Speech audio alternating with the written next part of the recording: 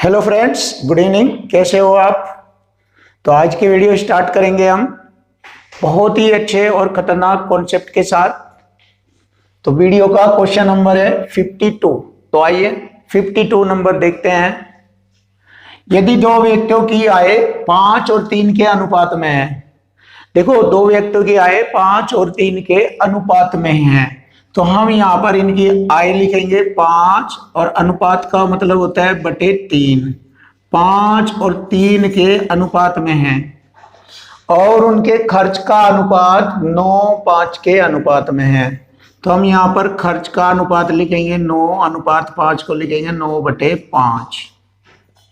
यदि वे क्रमशः 1300 और 900 रुपए की बचत करते हैं तो उनकी आय ज्ञात करो।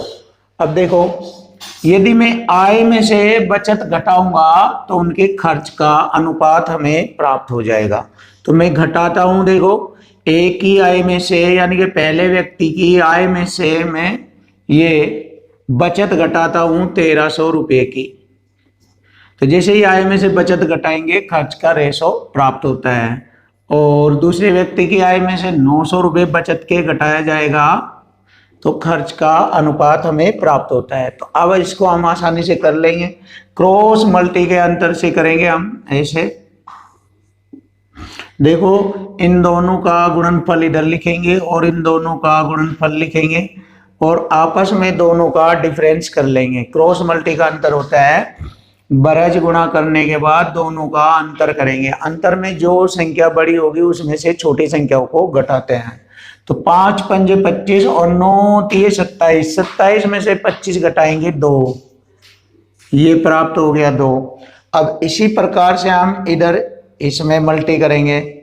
13 पंजे 6500 और 9 नम्मा 8100।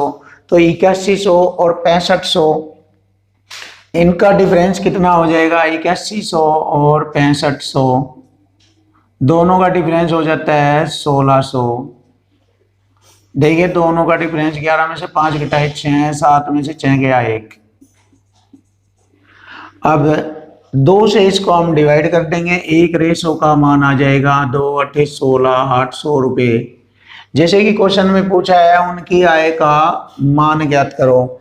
तो पहले व्यक्ति की आय 5 के रेशो में है, दूसरे व्यक्ति की आय 3 के रेशो में है। तो इन दोनों में 800 की गुणा करेंगे तो दोनों की आय का मान हमें प्राप्त हो जाएगा।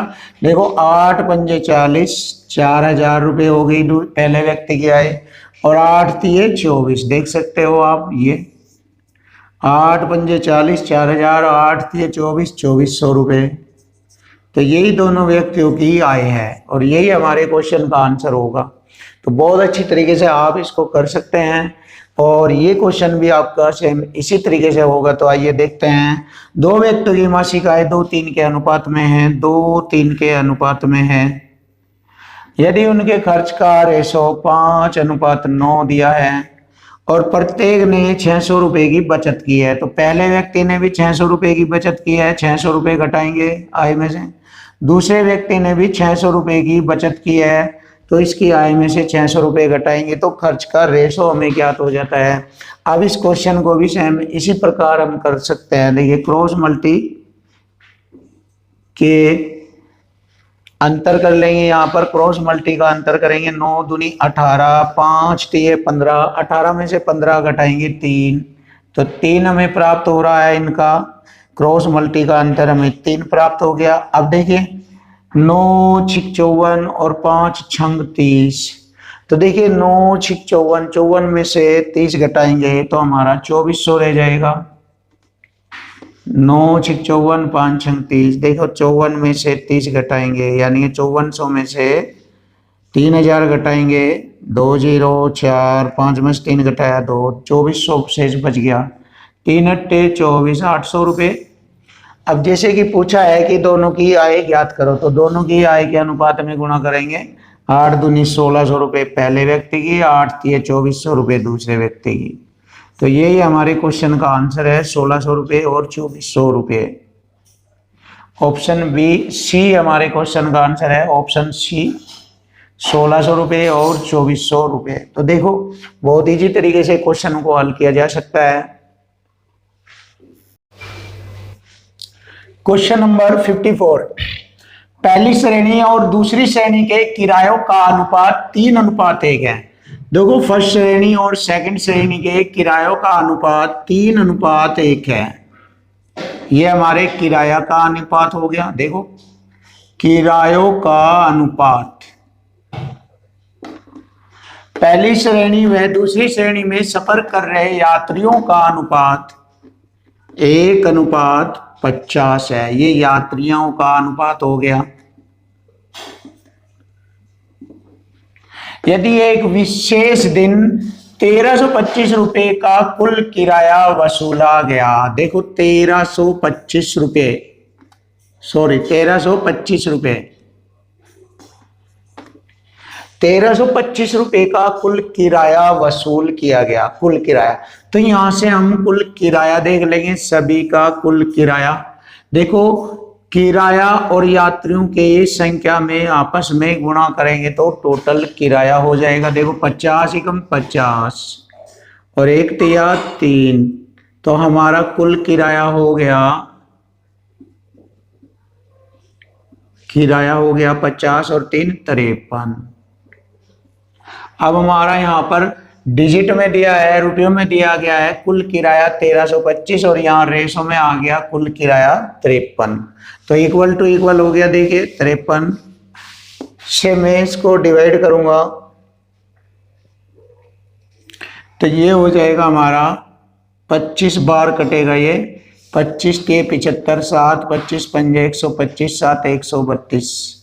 तो यहाँ से हमें मालूम हो गया कुल किराया बराबर कुल किराए से डिवाइड हो जाएगा। अब जिसका अभी मान पूछा जाएगा उसमें हम गुणा करेंगे।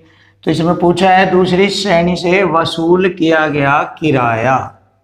तो देखो दूसरी श्रेणी से वसूल किया गया किराया, तो किराया हमारा यहाँ पर दिखाई दे रहा है। दूसरी श्रेणी का टोटल किराया यहाँ पर 50 के रूप में दिखाई दे रहा है।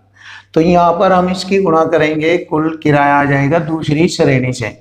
तो 50 गुणा 25, तो 50 गुणा 25 करेंगे, 25 पंजे 125 और ये 0, तो 1250 रुपये प्राप्त होगा दूसरी श्रेणी से किराया। तो 1250 हमारे क्वेश्चन का आंसर है, ऑप्शन ने 1250। अब हम नेक्स्ट क्वेश्चन भी देखेंगे। यदि पी क्यू आर का रेशो 1 2 4 है, तो यहाँ पर पी क्यू आर का रेशो 1 2 4 दिया है, तो यहाँ पर पी क्यू आर की वैल्यू पुट कर लेंगे और हमें इसका मान ज्ञात हो जाएगा। तो देखो पुट करते हैं, रूट के अंदर 5, पी की वैल्यू 1 है, 1 का वर्ग 1 प्लस क्यू का स्क्वायर, क्यू का मान 2 है, 2 का वर्ग 4 और प्लस आर की वैल्यू 4 है, 4 का वर्ग 16। तो 16 और 4 20 और 5 25 हो गया ये, और 25 का वर्गमूल निकालेंगे 5। तो देखो 5 यहाँ पर नहीं है, 2 क्यों यहाँ पर है, 5 पी 4 आर, तो 5 आएगा। तो 5 या इसको लिख सकते हैं 5 पी के बराबर। तो सेम एक ही तरीका है, 5 लिख दीजिए या इसके रेशो में या इसके रूप में या इसके अकॉर्डिंग क्वेश्चन का हल दे सकते हो आप। 5 आया है तो 5 हमारा यहाँ पर नहीं है, यहाँ पर नहीं, तो 5 पी के रूप में भी इसको हम दर्शा सकते हैं। तो यही हमारे क्वेश्चन का आंसर है। क्वेश्चन नंबर 56, 3 जमा रूट 2 और 12 माइनस रूट 32 का मध्यानुपाती बताओ। तो देखो मध्यानुपाती बताना है तो सबसे पहले हम ये जो जटिल संख्या है इसको थोड़ा सरल करके लिखेंगे, जिससे कि हमारा मध्यानुपाती आसानी से ज्ञात हो जाए। तो पहले हम इसको सरल लिखेंगे। देखो इसको ऐसे लिख सकते हैं, 12 माइनस 16 दूनी 32, 16 का वर्गमूल बाहर निकालेंगे 4 रूट 2। इस प्रकार हम इसको ऐसे सरल कर कर लिख सकते हैं। तो इसको ऐसे सरल करके लिखेंगे 12 माइनस 4 रूट 2। अब हमसे पूछा है इन दोनों का मध्यानुपाती। तो मध्यानुपाती ज्ञात करने के लिए मध्यानुपाती, तो दी गई दोनों संख्याओं के गुणनफल का वर्गमूल निकाल लेते हैं। तो दी गई दोनों संख्या ये और ये, दोनों के गुणनफल का वर्गमूल निकाल लेते हैं। अब देखो इसको हम थोड़ा यहाँ से और छोटा हल कर सकते हैं, 4 कॉमन ले लेंगे यहाँ पर, 4 तिये 12, 3 माइनस रूट 2। हम इसको इस तरह से सरल करके लिख सकते हैं, 4 बाहर कोष्टक में 3 माइनस रूट 2। अब देखो दोनों संख्याओं के गुणनफल का वर्गमूल निकालेंगे। पहली संख्या ये होगी 3 प्लस रूट 2, दूसरी संख्या ये होगी 4, 4 बाहर लिखेंगे, और 3 माइनस रूट 2। अब यहां पर हम इसका वर्गमूल निकाल लेंगे। देखो 4 का वर्गमूल आ जाएगा बाहर 2। अब इसको देखेंगे, एक बार जुड़ गया, ये एक बार घट गया, तो रूट के अंदर क्या करेंगे, 3 का वर्ग 9 और रूट 2 का वर्ग 2, 9 माइनस 2, तो बराबर हो गया 2 रूट में 9 में से 2 घटाया 7, तो 2 रूट 7 हमारे क्वेश्चन का आंसर है। और यही दोनों संख्याओं का मध्यानुपाती कहलाता है, 2 रूट 7। ऑप्शन बी हमारे क्वेश्चन का आंसर होगा। अब नेक्स्ट क्वेश्चन भी बहुत अच्छा है। देखो कुल छात्र 504 है, जिनमें लड़के लड़कियों का रेशो 13:11 है। देखो कुल छात्र 504, बॉयज और गर्ल्स का रेशो 13:11 दिया है, तो टोटल कुल बराबर कुल करेंगे, 13 11 को जोड़ेंगे, कुल छात्रों के बराबर हो गया ये 24। 24 दूनी 48, 24 ही कम 24, 21 बार कटेगा। अब यहाँ से लड़के और लड़कियों की संख्या ज्ञात करेंगे। 21 3 63, 6 21 6 27, 273 लड़के हैं। 21 ही कम 21 2, 21 ही कम 21 2 23।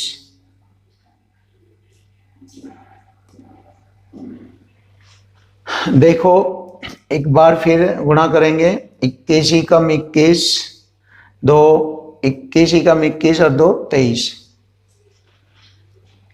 यहाँ पर हम इनको देख लेते हैं कि यहाँ पर ये लड़कों की संख्या, ये लड़कियों की संख्या है। और जैसे इसने कहा है कि यदि 3 लड़कियां और आ जाती है तो नया अनुपात क्या होगा, तो 3 लड़कियां और जोड़ेंगे तो लड़कियों की संख्या हो गई 234,